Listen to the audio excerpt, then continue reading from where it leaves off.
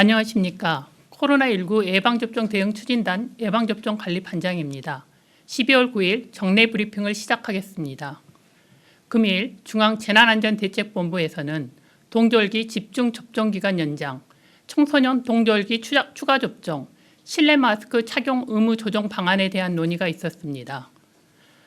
먼저 동절기 집중접종기간 연장에 대해 말씀드리겠습니다. 지난 11월 21일부터 60세 이상 어르신과 감염 취약시설 입소자 등 고위험군의 이과 백신 접종 제고를 위해 집중 접종 기간을 운영하고 있습니다. 지자체와 의료계의 노력 그리고 많은 국민들의 적극적인 참여 덕분에 접종률이 꾸준히 상승하고 있습니다. 특히 반드시 접종이 필요한 60세 이상 감염 취약시설의 접종률은 집중 접종기간 발표 이후 9.4%, 23.7% 증가하여 12월 9일 기준으로 각각 24.1%, 36.8%를 나타내고 있습니다. 그러나 아직은 어르신들의 건강과 생명을 충분히 보호해드리기에는 부족한 상황입니다. 이에 보다 많은 분들이 접종에 참여하실 수 있도록 집중 접종 기간을 연장하고자 합니다. 이 같은 판단의 근거는 다음과 같습니다. 먼저 고위험군에서의 방역 상황이 여전히 위험합니다. 60세 이상과 요양병원, 요양시설에서 재감염자, 위중증 환자와 사망자가 높게 발생하고 있습니다. 최근 한 주간 일평균 위중증 환자와 사망자 중 60세 이상의 비율은 각각 89%, 96%로 대다수를 차지하고 있습니다. 또한 60세 이상과 요양병원, 요양시설에서 재감염 추정 사례 비율은 각각 25%, 41%로 평균이 13%를 크게 상회합니다.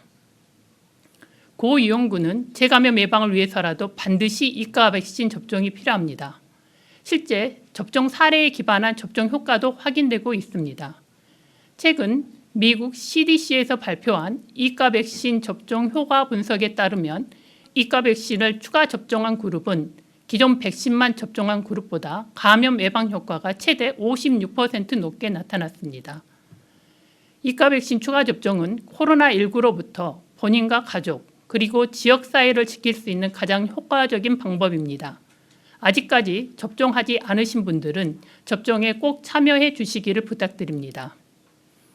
다음은 동절기 청소년 이과 백신 접종 계획에 대해 말씀드리겠습니다.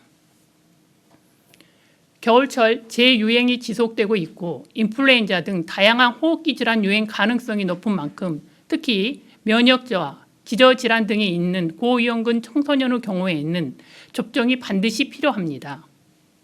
식약처의 화이자 BA.1 및 BA.4.5 이과 백신 접종 허가 연령이 12세이며 미국, 영국, 일본 등 주요국에서도 청소년의 이과 백신 접종을 권고하고 있습니다. 소아청소년 및 백신 분야 전문가 자문회의, 예방접종 전문위원회 심의를 거쳐 청소년 이과 백신 접종 계획을 수립하게 되었습니다. 다음은 청소년 확진 및 접종 현황입니다. 겨울철 재유행이 시작된 10월 중순 이후 10대의 코로나19 발생률이 현재까지 지속 증가하고 있으며 청소년의 재감염 추정 사례 비율은 17.6%로 평균인 13%를 상회하고 있습니다. 청소년의 인구 대비 접종률은 2차 접종이 66.5%, 3차 접종이 11.5%입니다. 접종 계획 세부 사항입니다. 국내에서 12세 이상으로 허가받은 화이자 BA.1 및 BA.4.5 기반 이과 백신을 활용하고 노바백스 백신은 mRNA 백신 접종이 곤란한 경우 보조적으로 활용할 예정입니다. 2차 접종 이상을 완료한 12에서 17세를 대상으로 하며 만성질환, 당뇨, 비만, 면역 억제제 복용자 등 고위험군에게는 적극 권고하고자 합니다. 접종 간격은 현재 시행하고 있는 동절기 접종과 동일하게 마지막 접종일로부터 3개월 이후입니다. 12일부터 사전 예약과 당일 접종이 가능하며 19일부터 예약 접종을 시작합니다.